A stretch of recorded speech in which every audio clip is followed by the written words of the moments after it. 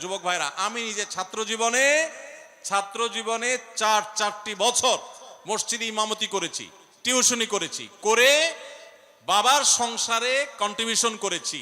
কারণ এক সময় বাবার অনেক ব্যবসা বাণিজ্য ছিল, অনেক বড় ধরনের দুর্ঘটনা হয়ে বিরাট লস টস খেয়ে ফেলেছেন।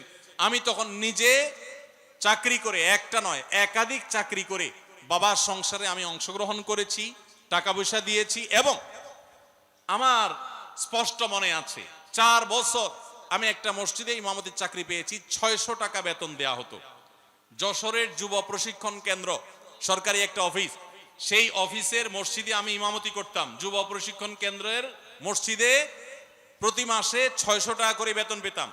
4 বছরের মধ্যে এই 600 টাকা থেকে কোনোদিন 6 টাকা নিজের খরচের জন্য কেটে রাখি নাই।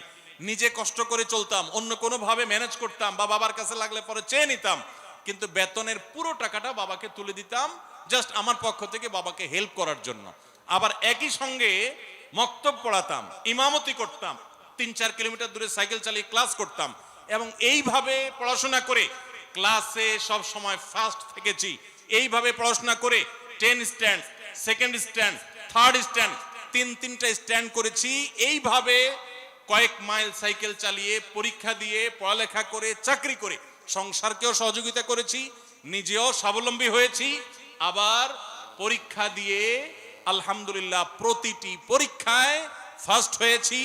এবং বোর্ড পরীক্ষায় সারা দেশের মেধা তালিকায় কখনো দশম, কখনো তৃতীয়, কখনো দ্বিতীয় স্ট্যান্ড করেছি আলহামদুলিল্লাহ। এই কথা আপনাদেরকে গল্প কেন শুনেলাম? কারণ যুবকরা বাপ মা বিয়ে দেয় না, হুট করে একটা কাগজ ধরায় দেন আমারে, কেন আপনি কাজ শুরু করে দেন, টিউশন শুরু করে দেন, ইনকাম করা শুরু করে দেন। অনেক যুবক বলে যে ভাই, মেয়ের বাবারা পয়সাওয়ালা ছাড়া বিয়ে দিতে চায় না, নিজের বাবা বিয়ে দিতে চায় না। আমি বলি যে আপনি উপার্জন শুরু করেন, টাকা যখন কামাই করবেন দেখবেন সব সুর নরম হয়ে আসছে, বাপের সুরও নরম হয়ে আসছে, মায়ের সুরও দেখবেন নরম হয়ে আসছে। হ্যাঁ, যে মেয়ের বাপ দিতে চায় না সেই মেয়ের বাপও দেখবেন এখন সিরিয়াল ধরছে। এই জন্য উপার্জন শুরু করে দেন, ঠিক আছে না ইনশাআল্লাহ? ভাইরা আমার, ছাত্র জীবনে বিশেষ করে অনেকের অফুরন্ত সময় থাকে। এই সময়গুলোতে প্রোডাক্টিভ কিছু না করলে শয়তান তখন খারাপ বন্ধুদের পালায় ফেলে এবং মানুষ খারাপ কাজ করে। আল্লাহ তাআলা আমাদের সমস্ত যুবকদের চরিত্রগুলোকে হেফাজত রাখার তৌফিক দান করুন। এবং যতদিন পর্যন্ত বিয়ে না হচ্ছে ততদিন পর্যন্ত রোজা রাখবেন এবং সেই সাথে নিজের চোখকে হেফাজত করবেন, সবর করবেন, নিজেকে নিয়ন্ত্রণ করবেন। বাপকে যদি বুঝাইতে না পারেন, এলাকার ইমাম সাহেবকে একটু চা দোকানে নিয়ে ভালো করে চা বিস্কুট খাওয়াবেন, চাইনিজে নিয়ে যাবেন, বাদাম বুট খাওয়াবেন, একটু হাদিয়া তোফা দিবেন, দিয়া বলবেন হুজুর আমার আব্বাকে একটু কলে কৌশলে একটু বুঝান। হুজুর কথা প্রসঙ্গে উঠাবে, চাচা যে ছেলে বিয়ে দেওয়ার চিন্তা ভাবনা করছেন কিনা, এবং বুঝাবে, আল্লাহর ভয় দিবে। আমি একবার ঢাকায় পল্টনে একটা হোটেলে উদ্বোধনে গেছিলাম, একটা খাবারের হোটেলে। তো উদ্বোধন অনুষ্ঠান শেষে আমি বের হয়ে আসব, এক ছেলে একটু স্বাস্থ্য বেশ ভালো, সে দেখি একজনের হাত ধরে টানতে টানতে আমার কাছে নিয়ে আসছে। আয়সা ভিড়ের মধ্যে বলতেছে হুজুর একটু থামেন থামেন। আমি দেখলাম কাহিনী কি, লোকটা ইয়াং ছেলে একজন মুরব্বীকে ধরে নিয়ে আসছে।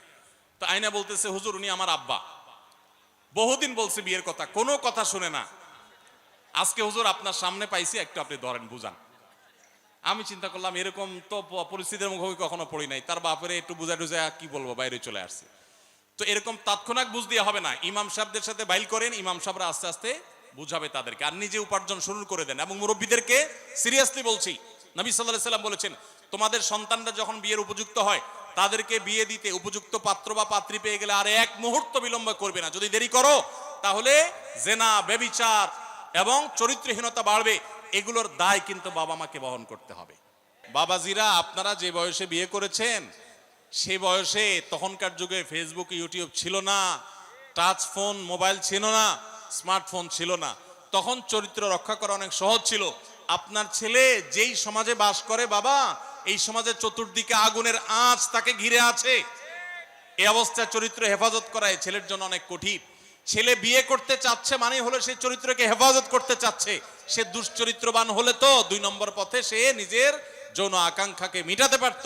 সে তো সৎ থাকতে চাচ্ছে, অতএব নিজের সন্তানের এই সৎ ইচ্ছাকে সাধ্য অনুযায়ী পূরণ করার চেষ্টা করেন। আর সেই সাথে যে যুবক এই কাগজ লিখে পাঠিয়েছেন, আমরা তাকেও বলতে চাই, শুধুমাত্র আমাকে কাগজ ধরায় না দিয়া নিজে একটু আয় রোজগার শুরু করে দেন। বাপের হোটেলে খাবেন আর আমাকে দিয়ে বাপকে বুঝাইয়া আরেকটা বউ আনায়া তারেও বাপের ঘাড়ে চাপাই দিবেন খাওয়ানোর জন্য, এটা তো উচিত কথা হয় না ভাই। আপনি নিজে টিউশনি শুরু করে দেন, কাজ শুরু করে দেন। এই জন্য বাবা মাদেরকে আল্লাহ তাআলা বুঝার তৌফিক দান করুন।